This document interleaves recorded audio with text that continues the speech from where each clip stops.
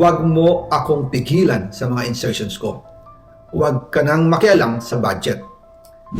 Na ginagawa ko lang ang mga utos niya tungkol sa mga insertions na sinasabi niyang hindi na raw niya makilala. Nagsabi, may pinapa-insert na mga projects ang Pangulo na worth 50 billion pesos. Naging malinaw sa akin na siya mismo ang nag-utos kila Secretary Mina Pangandaman at Yusek Adrian Bersamin ang gusto niya ng 50 billion pesos na insertion.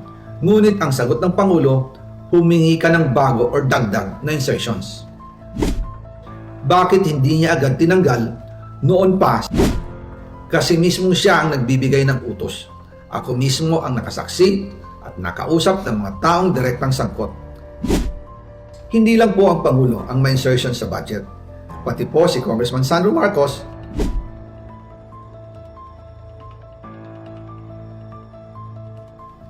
pero kahit na na-deliver na ang 1 billion pesos para kay Pangulong Marcos at kahit na naisama na rin sa 2025 budget ang 100 billion pesos insertion sa pamamagitan ng BICAM Committee, ayon mismo sa utos ng Pangulo, nagagalit pa rin daw si BBM. Kaya noong February 2025, sumulat po ako ng isang confidential letter kay Pangulong Marcos. Doon ko ipinaliwanag na ginagawa ko lang ang mga utos niya tungkol sa mga insertions na sinasabi niyang hindi na raw niya makilala. Ilalabas ko po ang sulat ko sa Pangulo kasama ng video nito. Si Yusek Jojo Cadiz ang nag-ayos ng aming meeting noong March 2025 sa 1201 Aguado Street, tapat ng Malacanang, Gate 4. Pero sa halip na kumalma ang Pangulo, lalos lang siyang nagalit.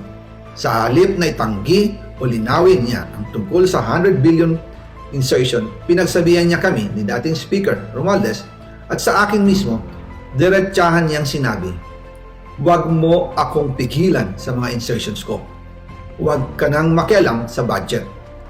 Dahil sa mga binitawang salita sa akin ni BBM, naging malinaw sa akin na siya mismo ang nag-utos kila Secretary Mina Pangandaman at Yusek Adrian Bersamin na ipasok ang 100 billion pesos worth of projects.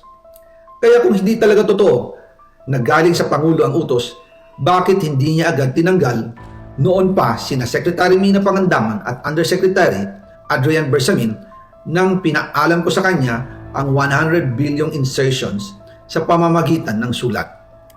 Bakit ngayon lang nila pinag-resign kung kailan nalaman ng publiko ang tungkol dito? And also kinausap ako ni Yusek Jojo Cadiz at nagsabi may pinapa-insert ng mga projects ang Pangulo na worth 50 billion pesos. And sinabi ko kay Yusek Jojo na meron ng instruction kay Secretary Mina Pangandaman at Yusek Adrian Bersamin about the 100 billion pesos insertion. And sabi niya, kakausapin niya ang Pangulo na kung pwede, doon na lang i-charge ang gusto niya ng 50 billion pesos na insertion. Ngunit ang sagot ng Pangulo, humingi ka ng bago or dagdag na insertions. Doon po nakita at naramdaman na hindi pwedeng sabihin ng Pangulo na wala siyang alam sa mga nangyayari. Kasi mismo siya ang nagbibigay ng utos. Ako mismo ang nakasaksi at nakausap ng mga taong direktang sangkot.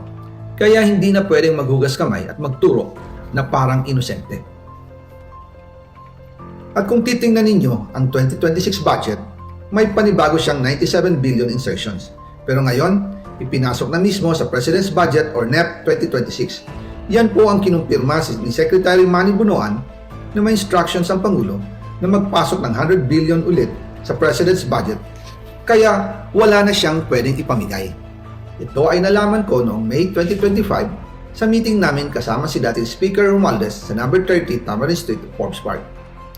Kaya nang nadiskubre ng House of Representatives ang insertion sa flood control sa 2026 budget, ibinalik namin ang DPWH NEP 2026 dahil mali na ito at panibagong flood control projects na naman. Hindi lang po ang Pangulo ang may insertion sa budget. Pati po si Congressman Sandro Marcos, meron din pong pinapasok taon-taon. Noong 2023, may 9.636 billion pesos. Noong 2024, 20.174 billion pesos. At nitong 2025, 21.127 billion pesos. Lahat-lahat, ang kabuuan ay 50.938 billion pesos.